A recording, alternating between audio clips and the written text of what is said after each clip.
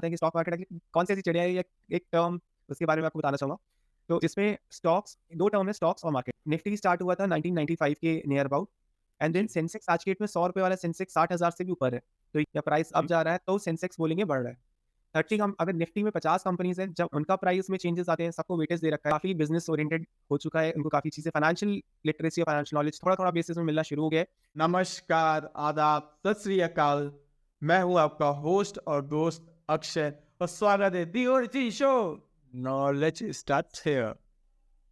सबसे पहले thank you जब न लव एंड सपोर्ट हमारे चैनल को दे रहे हैं, एपिक लाइफ को। जी हाँ, मैंने इस चैनल का नाम बदल दिया है। अब ये बन चुका है epic life SRA, spiritual reality around. तो प्लीज़ आप इस चैनल को सपोर्ट देते रहिए। हम ऐसे और भी पॉडकास्ट लेकर आएंगे। इस पॉडकास्ट में हमारे जो गेस्ट है उनका नाम है सीए मिस्टर अर्शद महावजा, जिनके साथ हम पहले एक और भी पॉडकास्ट कर चुके हैं, इसमें समझा बेसिक फाइनेंस के बारे में, जिसका लिंक मैं डिस्क्रिप्शन बॉक्स में डाल दूंगा। मैं आपसे रिक्वेस्ट है आप प्लीज़ वो पूरा वीडियो देखिए, समझिए। इस पॉडकास्ट में हम समझेंगे लेमैन लैंग्वेज में कि स्टॉक मार्केट क्या है, इम्पोर्टेंस क्या है सेबी की, निफ्टी और सेंसेक्स के बीच में डिफरेंस क्या है, और मैनी मोर। तब तक के लिए बने रहिए और रिक्वेस्ट है आप प्लीज़ ये वीडियो पूरा देखिए, समझिए, अपने लर्निंग को, अपने ज्ञान को इन्हांस कीजिए। तब तक के लिए stay tune, will be right back after a short intro.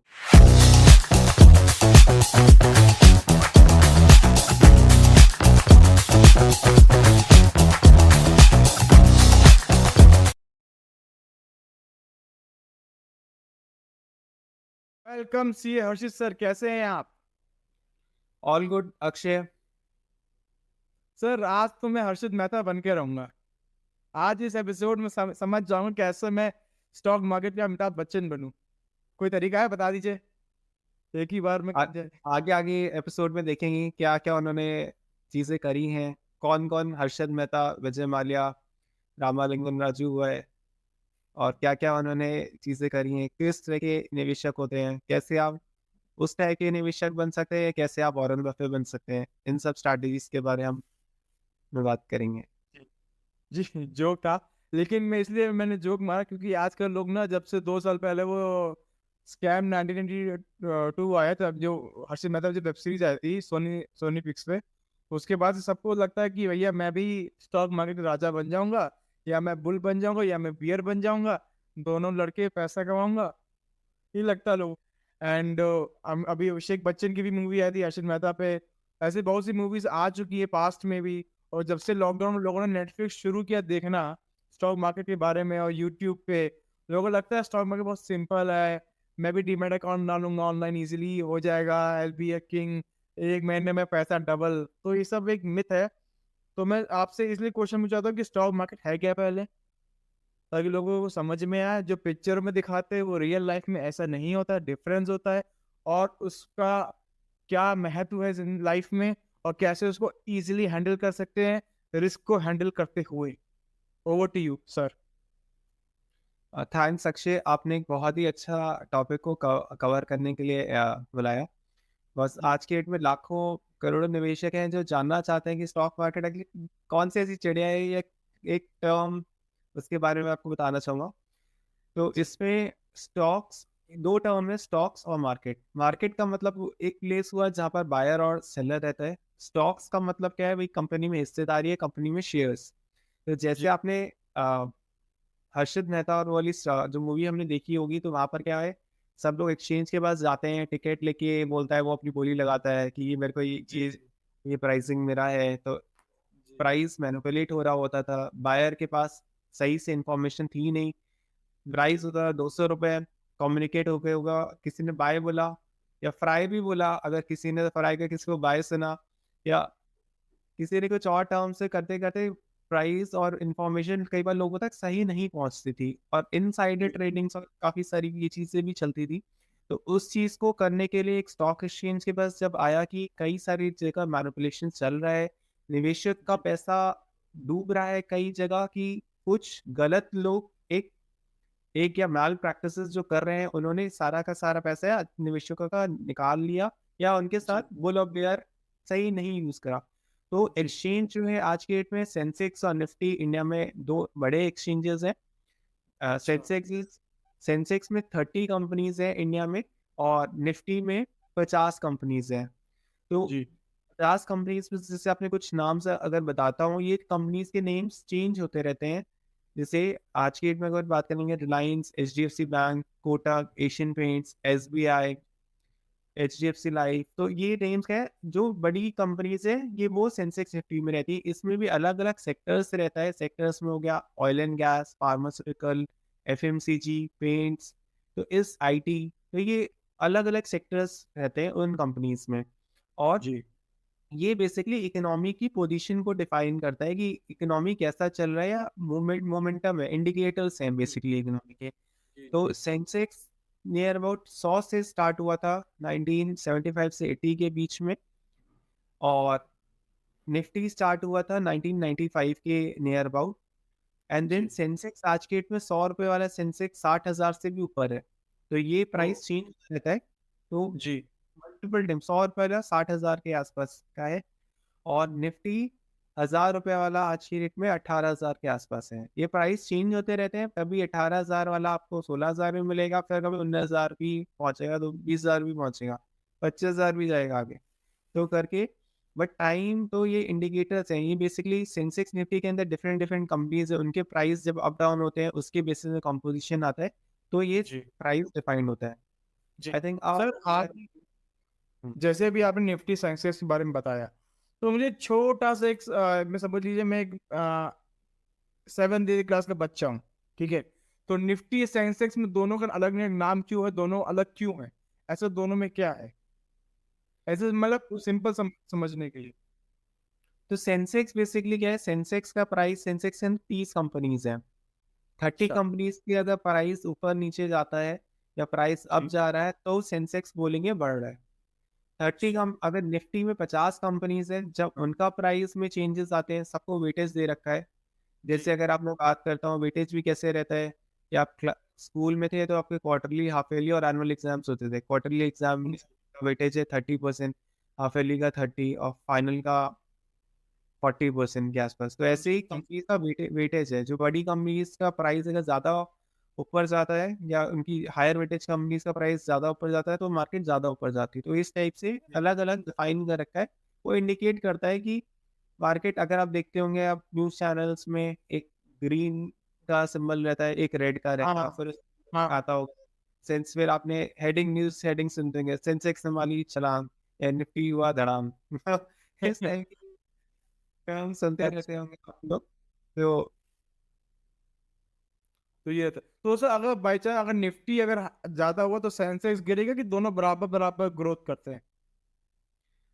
Generally जो देखा गया है trend, Nifty Sensex, Nifty generally, Sensex जो है था निफ्टी का 3 टाइम्स, 3.5 टाइम्स के आसपास, ये जनरली ट्रेंड देखा। बट अगर आप देखेंगे, फिर 100 डेज का अगर डेटा बताता हूँ, तो उसमें जनरली 90 दिन तो ऐसा ही होगा कि जो आपको सेंसेक्स और निफ्टी दोनों दोनों का ट्रेंड सेम सेम ही रहेगा। अगर अच्छा सेंसेक्स पॉजिटिव है तो निफ्टी भी पॉजिटिव ही होगा।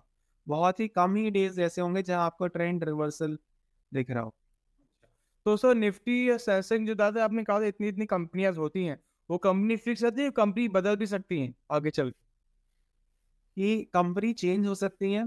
अगर कोई कंपनी, जैसे मैं क्रिकेट टीम का एग्जांपल बताता हूँ, अगर मैंने कोई 11 प्लेयर की टीम सेलेक्ट कर रखी है, हम क्या चाहेंगे, मेरी टीम में ऐसा बैट्समैन है, बॉलर हो, जो ऑस्ट्रेलिया, इंग्लैंड, न्यूजीलैंड, कोई भी टीम है उसके साथ खेल सके।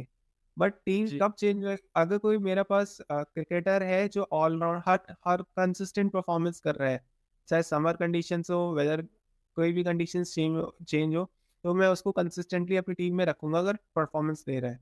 बट अगर लेट सपोज 3 साल परफॉर्मेंस नहीं दी, तो आप भी नहीं, बिकॉज आप भी नए लोगों को चांस देना चाहोगे कि भाई मेरे को जी एटलीस्ट जीत के आना है।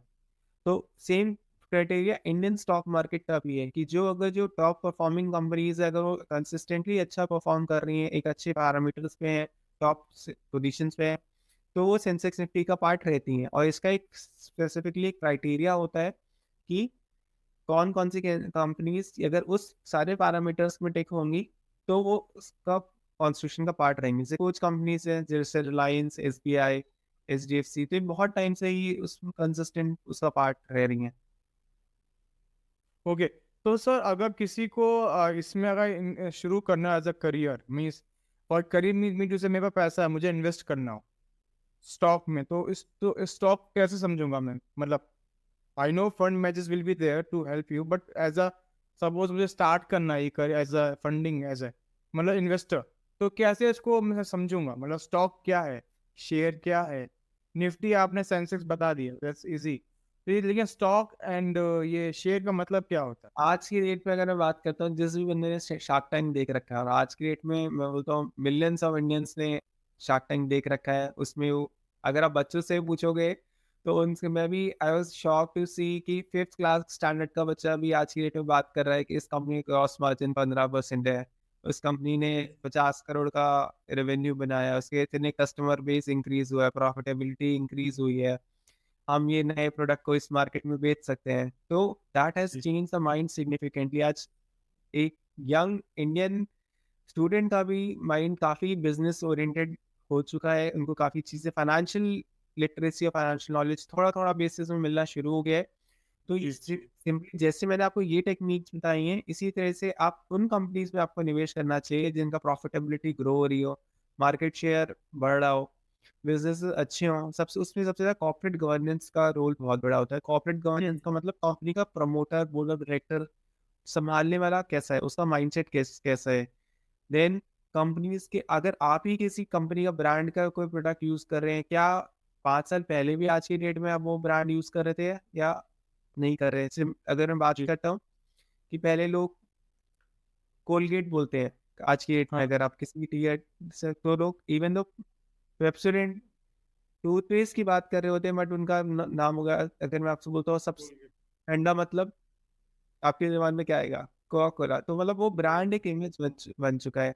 अमूल एक कंसिस्टेंटली अपने ब्रांड की इमेज अपना मेंटेन है।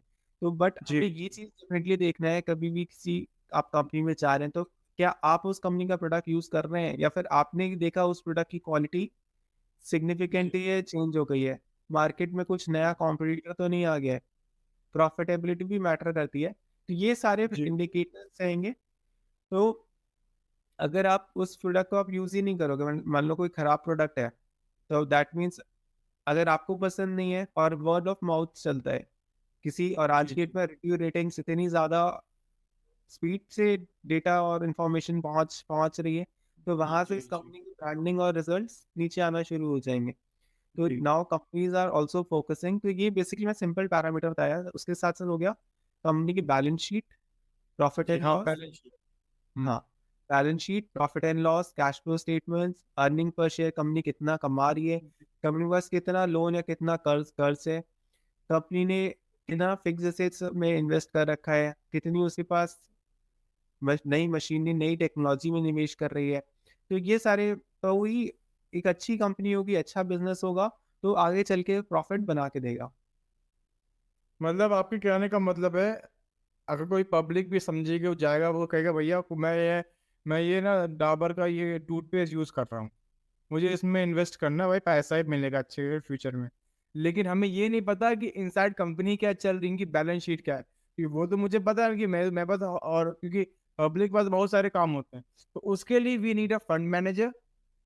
तो जो फंड मैनेजर क्वालिफाइड होते हैं इस चीज़ को लेके, उनको आपसे ज़्यादा पता होता है बैलेंस शीट के बारे में, टैक्स शीट के बारे में, और तो कंपनी प्रॉफिट लॉस के बारे में। तो I advise people to go to the fund manager if you applying for the stock exchange, क्योंकि लोग जो आजकल ऑनलाइन करने लग गए हैं, but still they not get. I एक बात मैं बता रहा हूँ कि एक मतलब मैं पर्सनल एक्सपीरियंस है, आप जितना भी ऑनलाइन आ जाए, एक पर्सनल जो एक्सपीरियंस होता है फंड मैनेजर से बात करने का, उसको समझने का, वो कंप्यूटर नहीं समझ पाएगा। एक होता है human touch, because we are intense, we are emotional, so we to understand the emotion. तो इमोशन समझने के लिए आपको पहले बंदे से बात करनी होगी, जिसपे आप ट्रस्ट कर सके, क्योंकि आप अपनी कह सकते हैं जीवन की जमा पूंजी दे रहे हैं, इन्वेस्ट कर रहे हैं। तो आपको अपने फंड मैनेजर से बात करनी चाहिए, इसको समझना चाहिए, तो he is there to help you at the end, right? तो अब बेसिकली क्या है, डिफरेंट इन्वेस्टर्स का डिफरेंट साइकोलॉजी बिल्कुल डिफरेंट हो सकता है। मान लो मैं एक जी सिंपल एग्जांपल बताता हूँ। एक पॉन्ड है या एक पूल ऑफ, एक वाटर बॉडी है जहाँ पर पानी है काफी सारा, उसके अंदर जिराफ है। तो जिराफ बाकी, उसके अंदर रैबिट भी है, माउस भी है, और छोटे छोटे एनिमल्स भी हैं। तो बोलता है come on guys, it is not so deep. वो कहता है आज अभी गहरा नहीं है, जिराफ का तो इतना लंबा है तो उसके लिए तो नहीं होगा, बट जो छोटा वाला है वो तो अगर उसके अंदर एंटर करेगा डूब जाएगा। तो जी, सिमिलरली क्या आपको अपनी रिस्क टेकिंग एपेटाइट को डेफिनेटली पहचानना है। आपको दूसरों की इन्वेस्टमेंट स्ट्रैटेजी नहीं कॉपी करनी है। आपको एक इन्वेस्टमेंट एक्सपर्ट से ही कंसल्ट करके ही एक निवेश करना चाहिए कि आपके लिए personal finance is more of personal, कि मेरे लिए कौन सा चीज़ सही है। जी, जी। तो सर ये रहा स्टॉक एक्सचेंज के बारे में। मेरा अगला क्वेश्चन ये है कि अभी आपको क्या लगता है long term and short term के हिसाब से मार्केट का क्या ट्रेंड होने वाला है? और जैसे भी हम लोग अभी देख रहे हैं कि हम लोग ईवी के साइड हम लोग जा रहे हैं, like electric vehicle going to be there, हम लोग 0% कार्बन एमिशन होंगे 2050-60 का प्राइम मिनिस्टर मोदी ने एक वो प्रॉमिस लिया है करने का। उस हिसाब से अपने जो मार्केट जो भी नए इन्वेस्टमेंट आ रहे हैं अलग स्टेट्स में और शॉर्ट टर्म में भी हो रहा है, आज के स्टार्टअप भी अच्छा कर रहे हैं, प्रॉफिट कर रहे हैं स्टार्टअप। तो आप क्या लगता है स्टॉक मार्केट में क्या रह सकता है उसका इफेक्ट, और कैसे अभी ऑडियंस उसको ग्रैब करके प्रॉफिट कमा सकती है थ्रू अ फंड मैनेजर? तो जैसे आपने बात करी कि इंडिया का long term story is very bright. आज की डेट में हमें 75 ईयर्स ऑफ इंडिपेंडेंस हो गए हैं, और नेक्स्ट 100 ईयर्स भी गवर्नमेंट का आज़ादी का अमृतकाल का और बाकी चीज़ों का टारगेट काफ़ी ग्रोइंग है, सिग्निफिकेंटली है। आज की डेट में इंडिया एक लीडर है ग्लोबल इकोनॉमी में। हमारे नेट शेयर ऑफ एक्सपोर्ट्स अपना बढ़ चुका है, जो पहले 2% ऑफ जीडीपी के आसपास था, आज 3% इसके ऊपर पहुंचा है।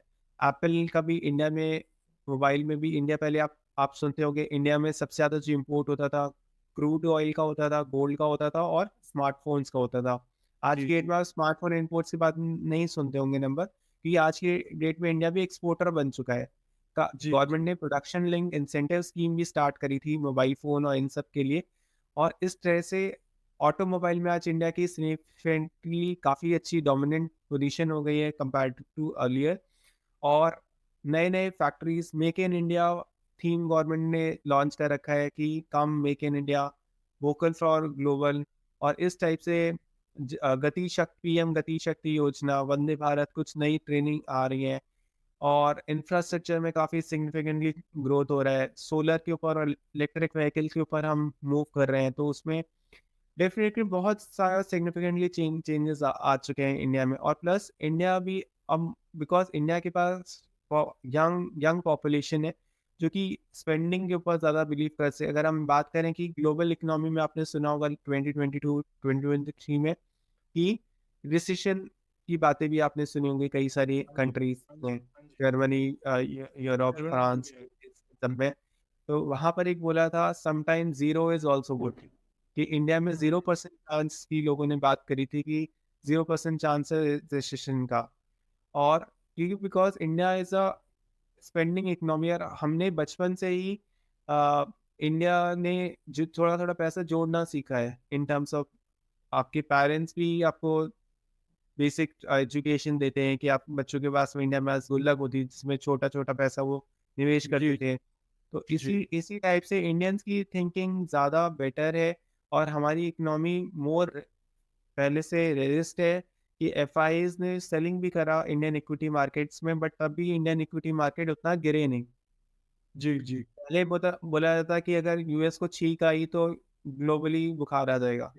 हाँ जी, हाँ आ, जी, हाँ आज की डेट में इतना बूस्टर डोज इंडिया वालों को मिल चुका है, जी। और India is now more stronger. और लॉन्ग टर्म, शॉर्ट टर्म में देखो volatility will continue, short term में छोटे मोटे न्यूज रिएक्शन आते रहते हैं, ये इक्विटी मार्केट का नेचर है।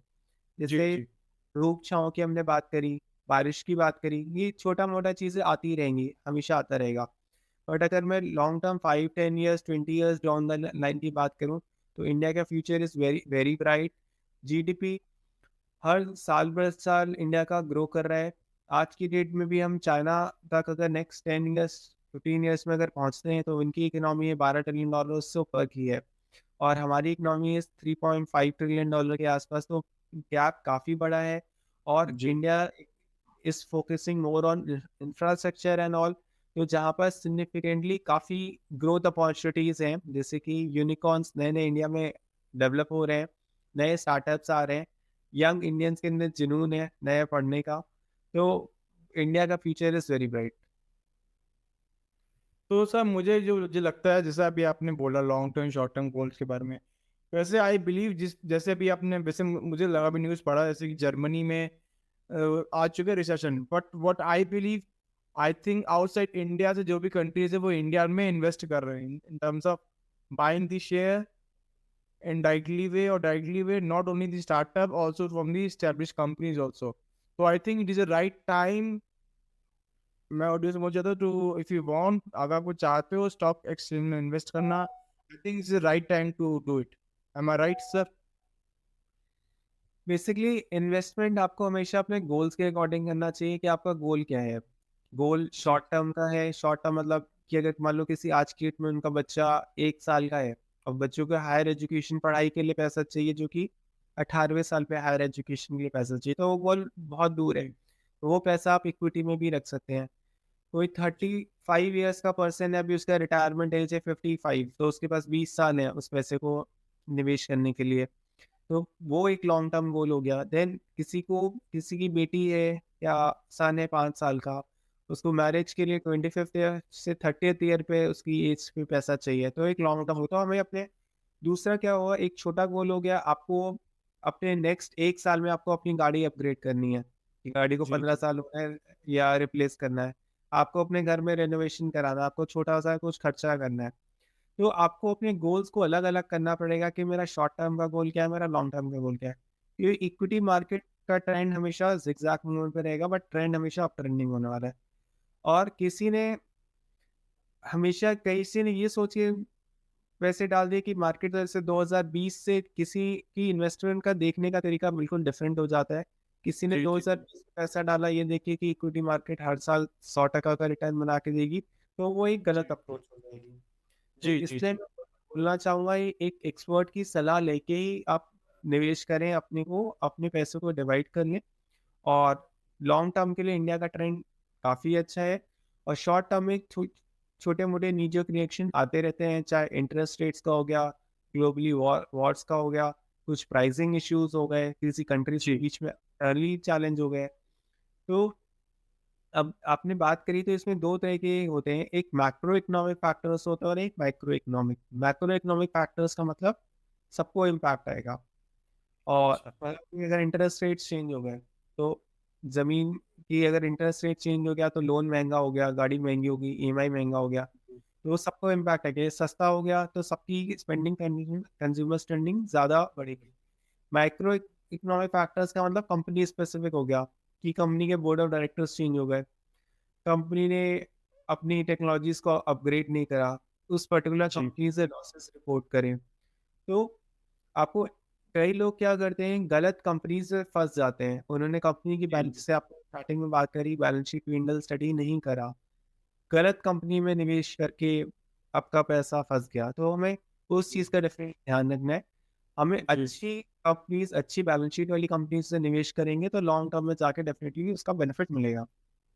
जी जी। तो थैंक यू बताने के लिए। मुझे मुझे एक दिमाग में एक बात आई है। देखिए सर, हम लोग इन्वेस्ट करते हैं अपना पैसा स्टॉक्स में, बट हम लोग आजकल ऑनलाइन ऐप सब कर रहे हैं।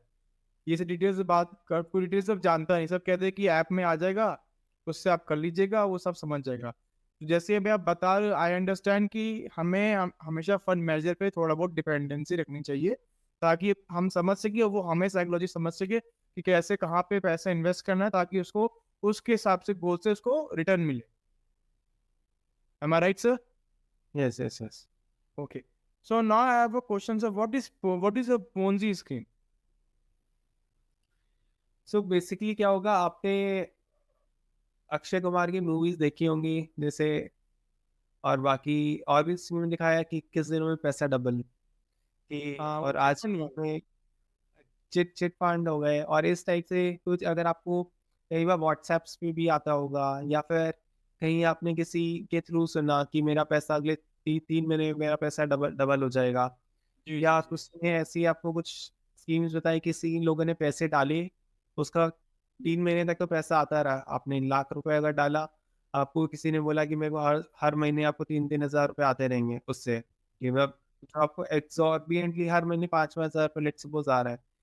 तो जो स्टार्टिंग वाला इन्वेस्टर होता है, हो सकता है उसको कुछ टाइम तक पैसा मिले, बाद में उसका पैसा फँस जाता है कि उसने क्या किया, पहले लाख रुपए डाले, तो उसको हर 3 महीने तक तो 5-5 हज़ार लेट्स सपोज़ आते रहे। किसी ने बोला 60% का रिटर्न फिक्स गारंटीड कोई दे रहा है। जी, उसने पहले 1 लाख डाला, उसको पैसा आया, उसने उसमें वापस 5 लाख रुपए और डाल दिया। जी, जी, जी, फिर उसको उस पे आने लगा तो उसने 10-20 लाख और डाल दिया। तो जी, वहाँ पर जी, फिर क्या हुआ, फिर तो उसका शटर भी बंद हो गया, उसके सारे पैसे चले गए। तो जी, इस जी, टाइप प्लस हमें किसी तो वहाँ पर कुछ स्कीम्स ऐसी होती हैं जो कहीं भी रजिस्टर्ड नहीं होती, जहाँ पर कोई रेगुलेटर नहीं है, कोई इसको मॉनिटर नहीं कर रहा, एक इंटरमीडियरी आपका सही नहीं है, एक ब चैनल्स ठीक नहीं है, तो लोग क्या है ज़्यादा रिटर्न्स के चक्कर में कई बार अपनी मेहनत की कमाई और पूँजी पूरी गँवा देते हैं इकट्ठा। जी, जी, जी, तो वहाँ पर बेसिकली अपने को सारा पैसा एक साथ नहीं डालना चाहिए, पैसे को अलग-अलग करके ही निवेश करना चाहिए। और मैं अ, सारे बैंकिंग, आरबीआई, सेबी और जितने भी इंस्टीट्यूशंस हैं, ये भी स इन्वेस्टर से बोल रहे हैं कि सोच कर, समझ कर निवेश कर। और आरबीआई ने भी इन्वेस्टर के लिए काफ़ी सारी स्कीम की, कोई इन्वेस्टर हमारा फँसे नहीं इन सारी स्कीम्स में, उसके लिए काफ़ी इनिशिएटिव्स और कैंप्स भी लॉन्च करे हुए हैं अपने लिए निवेशकों के लिए। और ओके, प्लस आज के डेट में ग्लोबली बाहर से बहुत ज़्यादा फ्रॉड्स की चीज़ें आ रही हैं। नए-नए फ्रॉड्स इमर्ज होते जा रहे हैं in terms of database, because जितने ज़्यादा हम ऑनलाइन जा रहे हैं तो वहाँ पर साइबर सिक्योरिटी और साइबर थेफ्ट्स काफ़ी ज़्यादा आ रहा है। तो हमारा ऑब्जेक्टिव पैसे कमाना नहीं है, कमाने के साथ एक्जिस्टिंग पैसे को बचाना भी है। मतलब जी, वेल्थ जी, जी, क्रिएशन के साथ-साथ वेल्थ प्रोटेक्शन का भी रोल बहुत ज़्यादा आता है उसमें। जी। तो सर ऐसे भी आपने बताया कि आरबीआई सबको पता है, रिजर्व बैंक ऑफ इंडिया। तो सर सेबी का मेन काम क्या होता है स्टॉक एक्सचेंज में? और क्या हम लोग मार्केट को मैनिपुलेशन कर सकते हैं? फॉर एग्जांपल कोई अमीर लोग हैं, they have influence, they can do the market influence to raise their stock. तो उसको उसको रोकने के लिए सेबी क्या करती है? सेबी का मतलब क्या है एक्चुअली में? Simple one. SEBI stock exchange board of India, तो ये इंडिया का एक रेगुलेटर है जो कंपनीज को और एक्सचेंजेस को कई सारी उनको गवर्न करता है। इनमें सेबीज के एक कोड ऑफ प्रैक्टिसेस है, एथिकल कोड्स हैं, जिनको सारी कंपनीज और सारे इन्वेस्टर्स आपको फॉलो फॉलो करना है। और ये निवेशकों के हित के लिए बनाया गया है कि कोई निवेशक, इंडिया का निवेशक उसमें फंसे नहीं। कोई भी कंपनीज अपने मैनिपुलेशन और प्राइसेस की वजह से, इनसाइडर ट्रेड्स की वजह से हमारा निवेशक सुरक्षित रहे। तो ये इंडियन गवर्नमेंट और बाकी एक्सचेंजेस का एक काफ़ी सिग्निफिकेंट रोल है निवेशकों के हित को बचाने का। मैं बताना चाहता हूँ इनसाइडर ट्रेडर का मतलब क्या हो, जब आपने देखा है वो वेब सीरीज में, जो हर्षद मेहता जाता है एक मिल में, वहाँ के यूनियन वाले से बात करता है कि आप 2 दिन बाद यूनियन अपना हड़ताल जो है खत्म कीजिए, तो उससे पहले सारे शेयर खरीद लेता है। It is called inside trader in the company. Simple example देने के हिसाब से बता रहा हूँ। What is recency bias sir? Akshay ji, आपने एक बहुत अच्छा प्रश्न पूछा है इसके लिए कि रिसेंसी बायस, काफ़ी सारे निवेशकों को ये चीज़ नहीं पता है और वो फँस जाते हैं, मतलब रॉन्ग डिसीजन मेकिंग में या इनकरेक्ट डिसीजन मेकिंग। तो रिसेंसी बायस बोलता है कि रिसेंट की चीज़ों को ही सच मानना इन्वेस्टर शुरू कर देता है। मैं बोलता हूँ कि मार्च 2020 में मार्केट गिरना शुरू हुआ कोविड के टाइम पे। तो जी, जो फर्स्ट टाइम इन्वेस्टर होंगे उसने देखा कि मार्केट गिर रहा है या फिर नए-नए किसी ने फर्म में पैसा डाला, मार्च में मार्केट गिरना शुरू हो गया। तो उसके अकॉर्डिंग उसको लगने लगा कि मार्केट तो बिल्कुल नीचे चला जाएगा, बिल्कुल कंपनीज़ बंद हो जाएँगी, इकोनॉमी खत्म हो जाएगी और जी, मनी की वैल्यू जस्ट ज़ीरो। तो जी, तो उसने फिर उस टाइम पैसा बिल्कुल भी नहीं डाला या एक्जिस्टिंग पैसे को निकाल लिया कि कहीं मेरा पैसा जी, बिल्कुल ज़ीरो ना हो जाए। सेकंड टाइम इन्वेस्टर वो इन्वेस्टर है जिसने सितंबर अक्टूबर के बाद इक्विटी मार्केट में आना शुरू करा। वो 1 साल तक रुका, 1 साल तो उसने या फिर कोई दूसरा इन्वेस्टर जो दूर से देख रहा है अपने आईज़ लगा के कि हो क्या रहा है, उसको अभी वो एंटर करा नहीं है। उसने देखा कि मार्केट ऊपर जा रही है, तो उसने बहुत सारा पैसा एक साथ ही पैसा डालना शुरू शुरू कर दिया। ये देख के कि मार्केट में तो 1 साल में 100% का रिटर्न बनाया, तो अगले हर साल वो 100-100 टका का रिटर्न बनाएगी। तो ये रिसेंसी बायस्ड होती है। फिर कुछ इन्वेस्टर ने क्या करा, 2021 के आस-पास आए और उनको 2022 में शायद उनको रिटर्न ना दिखा हो इक्विटीज़ में। तो फिर उनका ये मानना शुरू हो गया कि इक्विटी में तो पैसा बनता ही नहीं है, हम सारा पैसा जो है निकाल लेते हैं। अपना पैसा सारा एफडी में डाल देते हैं, सारा गोल्ड में डाल देते हैं, सारा रियल एस्टेट में डाल देते हैं। फिर लेट्स सपोज़ फिर मार्केट बढ़ गया, तो फिर वो गलत टाइम में वापस से ऊपर मार्केट होगा, फिर वो एंट्री करेंगे।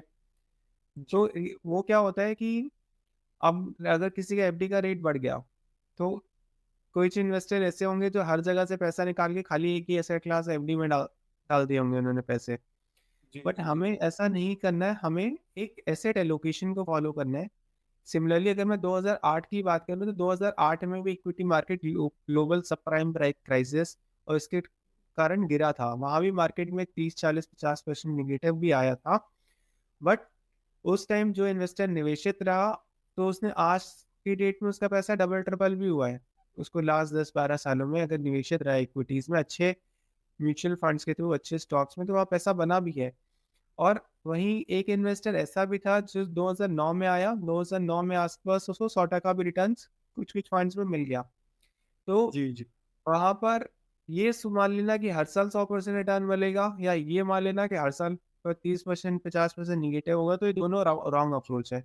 हमें एक अच्छा। डिसिप्लिन वे में जाना है, मतलब मैंने कहने का मतलब भई दिन और रात वाला सीन। अगर किसी ने पहली बार आँखें खोली, उसको रात दिखी, तो ये इसका ये मान लेना कि भई कभी दिन आएगा ही नहीं। तो हुँ। वो चीज़ गलत हो गई।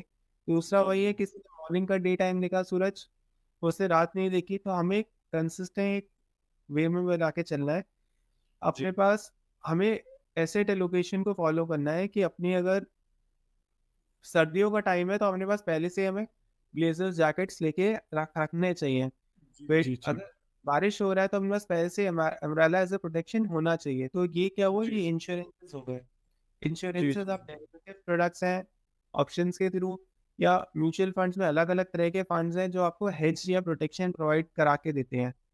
सेफ्टी आपका शॉर्ट टर्म का पैसा है, आपको डेट फंड में रखना चाहिए, और अल्ट्रा लॉन्ग टर्म का है तो आप उसमें से कुछ एलोकेशन इक्विटी का भी रख सकते हैं। और एक अलग दोनों का मिक्स हाइब्रिड इंस्ट्रूमेंट्स में उसमें पैसा करके निवेश कर सकते हैं।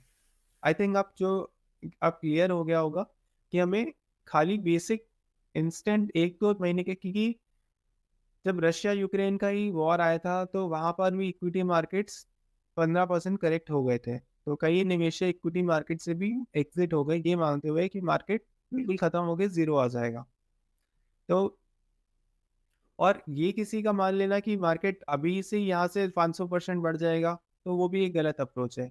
कहने का मतलब है कि जैसे हमें बिल्कुल इंस्टेंट स्टार्टिंग वाले, या बिल्कुल अभी का जो फैक्ट है उसको सच नहीं मान लेना चाहिए इक्विटी मार्केट्स में। हमें एक रैशनल, एक डिसिप्लिन्ड अप्रोच के थ्रू इन्वेस्ट करना चाहिए कि लॉन्ग टर्म में इक्विटी मार्केट का ट्रेंड जनरली जैसे इकोनॉमी, जीडीपी ग्रो होगा, कंपनीज़ की प्रॉफिटेबिलिटी, अर्निंग्स बढ़ेंगे, उसका इम्पैक्ट डेफ़िनेटली उसके स्टॉक्स में दिखता है। और उस बेसिस पे कोई अगर निवेशक लॉन्ग टर्म में म्यूचुअल फंड्स में पैसा डालेगा, तो उसको एक अच्छी यील्ड मिल सकती है, और अपने पैसे जी, को अलग-अलग करके ही रखना चाहिए।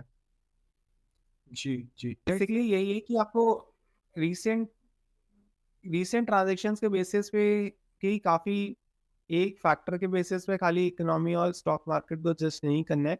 अब वो मल्टीपल जी, फैक्टर्स होते हैं जिसके बेसिस पे ही उसका प्राइसिंग डिसाइड होती है। औ जी। और पैसे को अलग-अलग टाइम होराइज़न वाइज़ ही आपको उसमें निवेश करना चाहिए कि मेरा पैसा कितने टाइम पीरियड का है। Done sir. one last question before we wrapping up this. आप एक what piece of advice you want to give to the youth?